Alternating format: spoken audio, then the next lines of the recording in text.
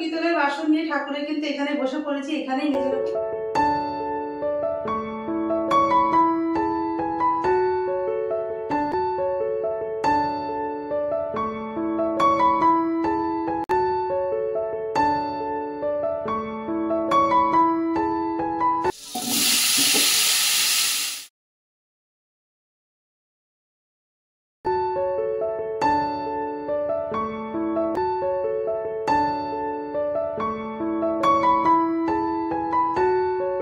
দেখো সন্ধ্যের পুজো, সন্ধ্যেবাতি কিন্তু দাও আমার একদম হয়ে গেছে। আজকে কিন্তু একটু তাড়াতাড়ি আমি ঠাকুরের বাটা নামিয়ে নিলাম। প্রত্যেক দিন সন্ধ্যে দেওয়ার পরে 7:30 কি 8টার মধ্যে ঠাকুর শয়ন দিয়ে আর ঠাকুরের বাটাও নামিয়ে নিই, কিন্তু আজকে একটু তাড়াতাড়ি করলাম কারণ ঠাকুর ঘরে কিন্তু আজকে আমার প্রচুর কাজ রয়েছে। আর এই কাজগুলো কিন্তু আমাকে আজকেই গুছিয়ে নিতে হবে, কেন কালকে আমি একা হাতে একদমই কিছু করতে পারবো না। Hello everyone, good evening. তোমরা সবাই কেমন আছো? আশা করি খুব ভালো আছো, সুস্থ আছো। আমরাও ভালো আছি। দেবনাথ ফ্যামিলিতে তোমাদের আরেকবার স্বাগত। আজকে হচ্ছে বুধবার আর ঘড়ি কাটাতে বাজে এখন সন্ধ্যে 6:30। তো এখন থেকেই ব্লগটা শুরু করলাম তোমাদের সাথে নিয়ে, সঙ্গে নিয়ে। আর আজকে সন্ধ্যেবেলা থেকেই ব্লগটা শুরু করলাম। কালকে হচ্ছে অগ্রহায়ণ মাসের 3য় বৃহস্পতিবার, আর এমনি এই বছরের শেষ পূর্ণিমা। বৃহস্পতিবার আবার পূর্ণিমা দুটো মিলিয়ে মিশিয়ে বলতে পারো। কালকে একটু ঘরে বৃহস্পতিবারের পুজো দেবো, আর তার সাথে কিন্তু ঠাকুরকে একটু সামান্য কিছু ভোগও রান্না করে দেওয়ার খুব ইচ্ছা হচ্ছে। তাই জন্য সন্ধ্যেবেলা চলে এসেছি ঠাকুর ঘরে। ঠাকুর ঘরে সমস্ত বাসন টাসন মেজে কিন্তু আমি যেরকম পুজোর আগের দিন গুছিয়ে রাখি, তাহলে সকালবেলা একটু আমার একটু আকাশটা একটু হালকা হবে। দেবনাথবাবু চলে গেছে বাজারে পুজোর বাজার করতে, আর আমি এদিকে সমস্ত বাসন নিয়ে বসে পড়ছি। আর তোমাদের সাথে আমার ঠাকুর ঘরের বাসনও কিছু শেয়ার করব। তো চলো আমি সব কিছু মেজে একদম রেডি করে। সবসময় আমি ঘট কিন্তু বৃহস্পতিবারে ঘট তুলে, আর ঘট কিন্তু আমি আবার নতুন করে স্থাপন করি মা লক্ষ্মীর সামনে। কালকে যেকালে বৃহস্পতিবার পূর্ণিমা লেগে যাচ্ছে, ঘট তো কালকে তুলতে পারবো না। ওই জন্য আমি আজকে পূর্ণিমার আগের দিনকে কিন্তু ঘট তুলে সমস্ত মেজে একদম রেডি করে গুছিয়ে রাখবো।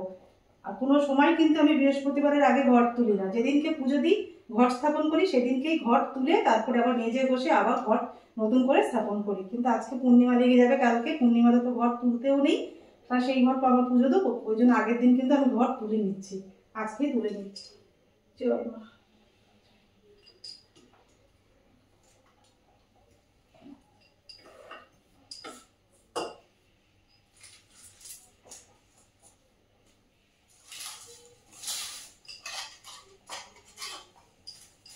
ঠাকুরের এই ফুলগুলো আমি সব ঘটের যেসব জিনিসপত্র আছে সেগুলো আমি সব গাছের গোড়ায় দিয়ে দেবো। আর এই চাল টাকাটা আমি তুলে রাখবো।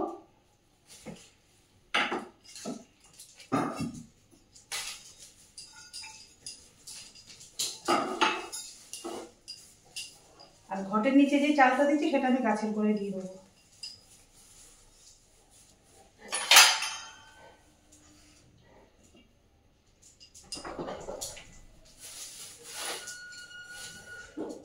ঠাকুরের ওপরে যা যা বাসন ছিল সমস্ত কিছু আমি নিচে নামিয়ে নিয়ে আর সেই জায়গাটা কিন্তু ভালো করে একটু মুছে পরিষ্কার করে রাখবো। রাতে বাটা তোলার আগে কিন্তু আমি ওইসব জায়গা সমস্ত কিছু মুছে তারপরেই কিন্তু ঠাকুরকে শয়ন দিই। আর দেখো তোমরা বলেছিলেন আমার আলুকে ভোগ রান্না করতে যা যা বাসন লাগবে, মানে যেটুকু আমার প্রয়োজন সেইটুকুই বার করা হয়েছে। এখনও কিন্তু অনেক বাসন আছে, সেগুলো আমি বার করিনি। মানে বেশি বার করে তো কোনো লাভ নেই, মানে মাছ ধরেও তো অনেকটা সময় লাগবে, আর আমার তো হাতে একটু সমস্যা রয়েছে। সেইগুলো যেইটুকু প্রয়োজন সেইটুকুই বার করে নিয়েছি। সমস্ত পিতলের বাসন নিয়ে ঠাকুরের কিন্তু এখানে বসে পড়েছি, এখানেই মেজে নেবো। ওইখানে ছিল, ভাবলাম ওখানে বসে মাজবো, কিন্তু ঠাকুরের সামনে মাজলে জায়গাটা নোংরা হয়ে যাবে, আবার সে পরিষ্কার করতে হবে। সেই জন্য ভাবলাম এখানে মেজে এই বেসিনের মধ্যেই ধুয়ে নেবো। দিনের বেলা হলে না আমি ছাদে গিয়ে বাসন মেজে একবারে শুকিয়ে নিয়ে চলে আসতাম, কিন্তু এখন তো আর যাওয়া সম্ভব না। সেই জন্য এখানেই মাজা খসা করে নিই ঠাকুরের বাসনগুলো। আর দেখতে পাচ্ছ কতটা বাসন, একটুখানি কিছু করলেই কিন্তু এত বাসন বেড়ে যায়। এখনো তো বাসন ভারী করা হয়নি।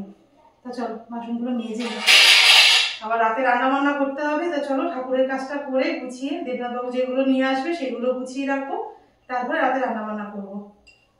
তা চলো তোমরা ব্লগটা দেখতে থাকো, আশা করছি তোমাদের ভালোই লাগবে। তোমরা বলেছো ঠাকুরের কিছু নিত্যদিনের বাসন তোমাদের সাথে শেয়ার করতে, সেদিনকে অল্প করে করেছি, আর আজকে দেখো সামান্য অল্প কিছু ভোগের আয়োজন করেছি। কালকে ঠাকুরকে মানে মন থেকে ইচ্ছা হচ্ছে যে ঠাকুরকে কালকে একটু কিছু করে দিই, পূর্ণিমাও রয়েছে, সেই জন্য কিন্তু অল্প কিছু বাসনও বার করে নিয়েছি।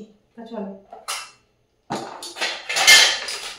আর সেদিনকে পিতাম্বরী পাউডার ছিল না, দেবনাথবাবু কিন্তু কালকে না তার আগের দিন বাজারে গিয়ে এই 2 প্যাকেট কিন্তু আমাকে পিতাম্বরী পাউডার এনে নিয়েছে, মানে এনে দিয়েছে আর কি, 2 প্যাকেট পিতাম্বরী পাউডার। এটা থাকলে তো বেশিক্ষণ লাগবে না, অল্প করে ঢেলে নিই। তারপরে ঠাকুর ঘরে কৌটো আছে, ওগুলো ঢেলে দেবো।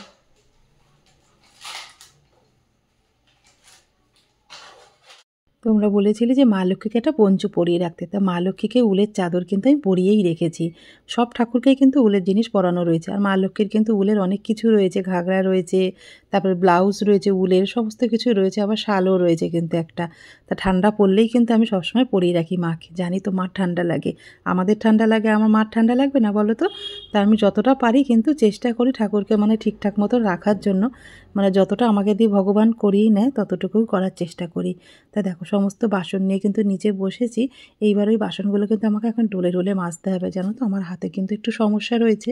তোমরা তো জানো, এর আগে যারা তোমরা মানে পুরনো ভিউয়ার্স আছো আমার, তারা তো তোমরা সবাই জানো যে আমার একবার ওই বাড়ি থাকতে, আমাদের গ্রামের বাড়ি থাকতে কাজ করতে করতে আমার হাতে চোট লেগেছে। আমার ডান হাতে একদম কবজিতে, জানো তো, বেশি ভারী কাজ, তারপরে জামা কাপড় চিপড়ানো, জোরে বাসন মাজা, তারপর কোনো রকম সবজি যদি আমি খুন্তি দিয়ে নাড়ি না, সেই সময় কিন্তু আমার হাতটা ভীষণ যন্ত্রণা করে। ডাক্তার দেখিয়েছি, কিন্তু বারণ করেছে যে এইসব কাজ যেন না করতে, কিন্তু সংসারে থাকতে গেলে এইসব কাজ করবো না তা কে করবে বলো তো? এইসব কাজ কি বন্ধ করে থাকা যায়, বা কাকে দিয়ে আমি করাবো বলো?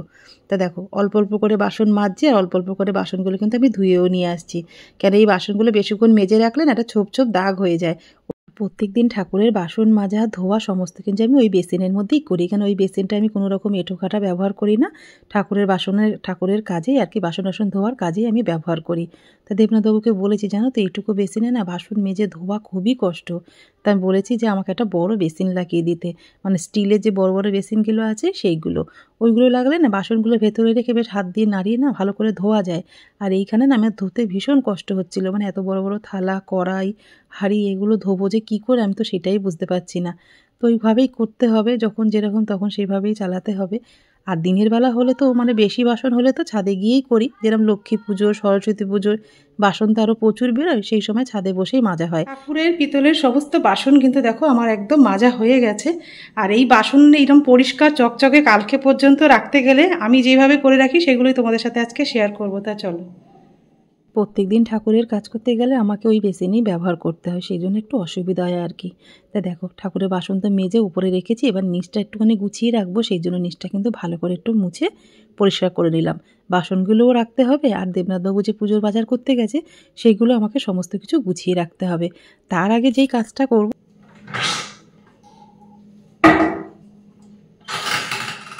এরকম একটা সুতির কাপড় নিতে হবে, সমস্ত বাসন এরকম শুকনো কাপড় দিয়ে মুছে মুছে রাখতে হবে, তাহলে কালকে পর্যন্ত কিন্তু পিতলের বাসন একদম চকচক করবে।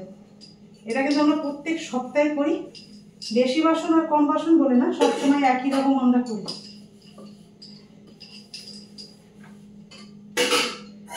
সারা রাত যদি বাসনের মধ্যে জল থাকে না, পিতলের বাসন এমনিতেই কি বলতো, আমি অল্প অল্প করে পিতলের বাসন নিয়ে দিচ্ছি আর ধুয়ে ধুয়ে রাতের করে নিয়ে চলে এসেছি।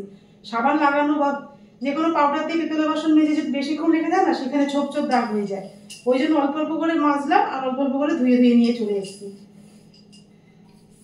আর এই জল থাকলেও কিন্তু সারা রাত যদি জল থাকে পিতলের বাসনে এরকম কালো কালো ছোপ ছোপ হয়ে যাবে সকালবেলা।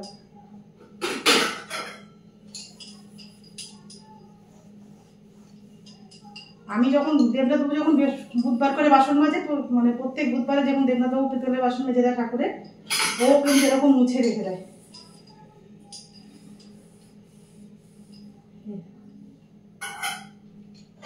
মাঝের মধ্যেই না ঠাকুরকে একটু ভোগ রান্না করে দিতে ভীষণ মন চায়, জানো তো, কিন্তু একা হাতে সমস্তটা করতে হয় না, জানো তো, ঠাকুরকে ভোগ করে দিতে গেলে আগের দিন থেকে অনেক কিছুই কিন্তু গুছিয়ে রাখতে হয় আমাকে।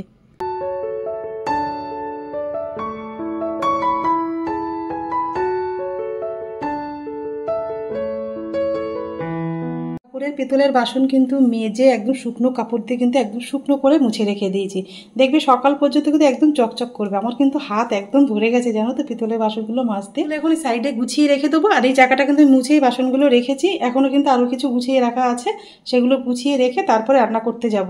তো চলো, পরে কথা হচ্ছে তোমাদের সাথে।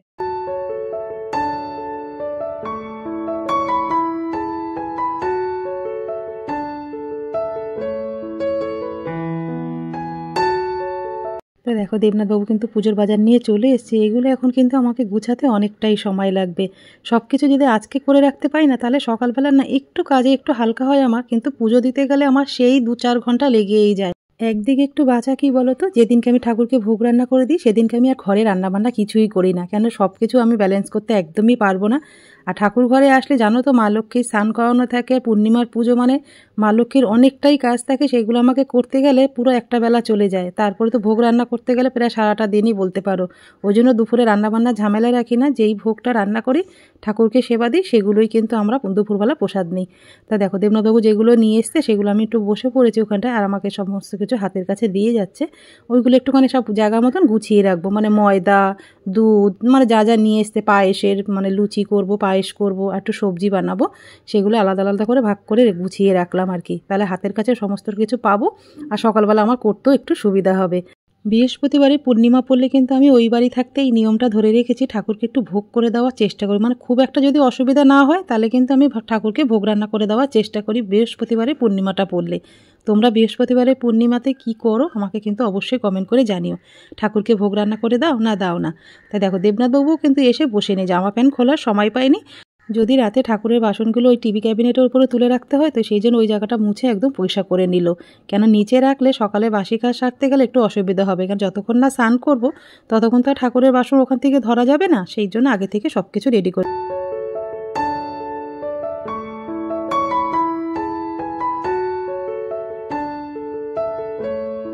আজকে ঠাকুর শয়ন দিতে একটু রাত হয়ে গেল, জানো তো 8টা সাড়ে 8টা মতন বাজে। আজকে ঠাকুরকে একটু জাগিয়ে রেখেছি, আমি কাজ করছি তো ঠাকুর ঘরে, ওই জন্য ঠাকুরের পর্দাটা দিয়ে দিইনি। আমি কাজ করছি, ঠাকুর যদি খোলা থাকে না তাহলে আমারও একটু ভালো লাগবে কাজ করতে, যে না আমার ঠাকুর দেখছে আমাকে বসে, আমি কি ভুল করি না ঠিক করি, ওই জন্য ঠাকুরকে একটু জাগিয়ে রাখলাম। তা দেখো সমস্ত কিছু ঠাকুর ঘরের কাজ হয়ে গেছে, সমস্ত যা যা নিচে আমি রেখেছিলাম সেগুলো ওপরে যতটা ধরলো ততটাই জিনিস কিন্তু ওপরে তুলে রেখেছি, মানে যতটা নিচে আর কি হালকা করে রাখা যায় আর কি।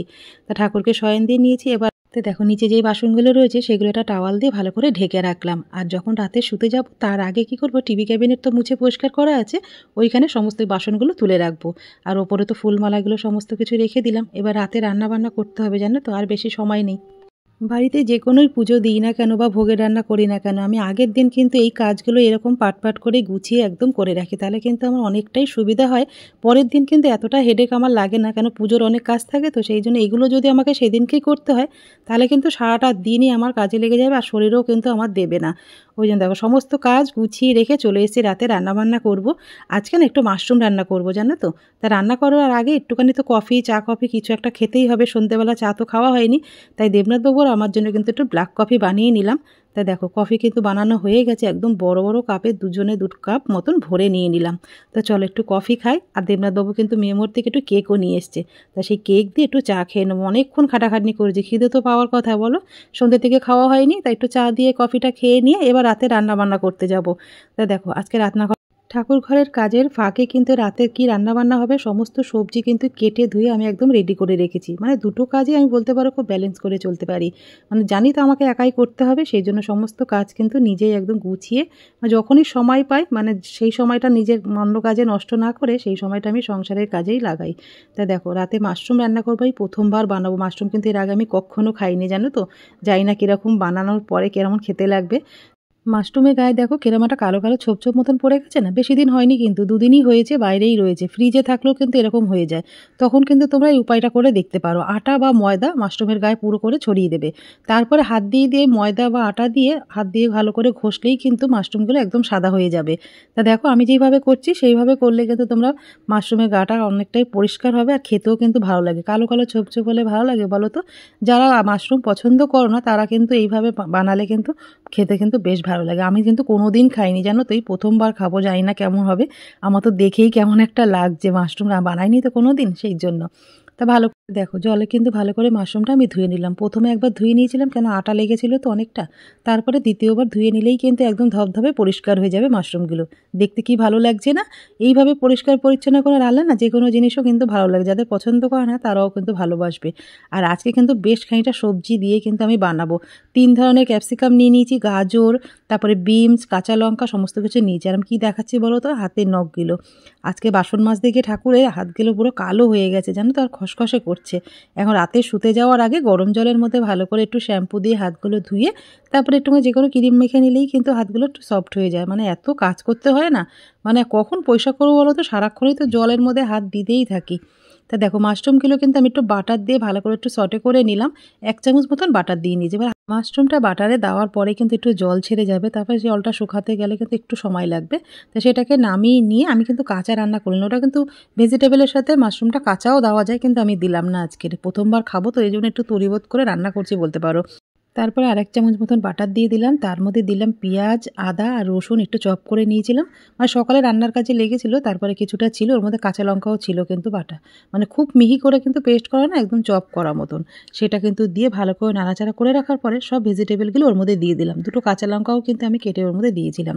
তারপরে দেখো কিছুটা মতন আমি গোটা গোলমরিচ হামল দিস্তের মধ্যে একটু গুঁড়ো করে নিয়েছি, মানে খুব মিহি গুঁড়ো করে নিই, একটু যাতে মানে দানা দানা থাকে সেরকম। তারপরে স্বাদ মতো লবণ দিয়ে দিলাম, দিয়ে এবার ভালো করে একটু নাড়াচাড়া করে নিতে হবে। ভেজিটেবলগুলো একটু মানে যেই মজে আসবে তার মধ্যে কিন্তু আমি সস দেবো, কিন্তু সসটা একটু পরে দিতে হবে, আগে সবজিগুলো একটু সেদ্ধ করে নিতে হবে। তা দেখো ভালো মতন কিন্তু মজে গেছে, মানে ঢেকে দিলে ঢাকনা থেকে যে জল চুয়ে চুয়ে পড়ে না, তাতেই কিন্তু ভেজিটেবলগুলো সেদ্ধ হয়ে যায়।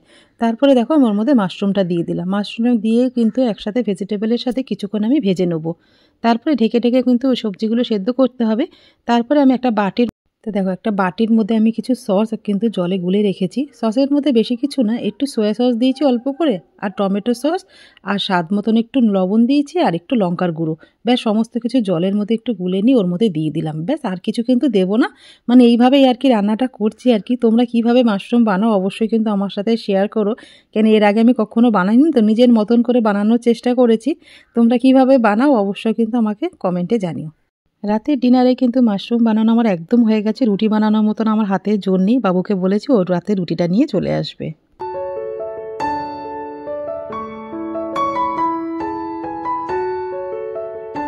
বাবুর আসতে অনেকটাই রাত হবে, 10টা সাড়ে 10টার মতন বেজে যেতে পারে। ওই জন্য বাবু আসলে কিন্তু সবাই মিলে একসাথে রাতে ডিনার করি। ওই জন্য খাওয়া দাওয়াগুলো তোমাদের সাথে আর শেয়ার করলাম না, কিন্তু দেবনাথ বাবুকে এক চামচ দিয়ে দেখি কি বলে। তা চলো আজকের ব্লগটা এই পর্যন্তই রাখলাম। যদি তোমাদের কিছু ভালো লেগে থাকে লাইক কমেন্ট শেয়ার করো, আমার চ্যানেল নতুন হলে অবশ্যই কিন্তু তোমরা সাবস্ক্রাইব করো।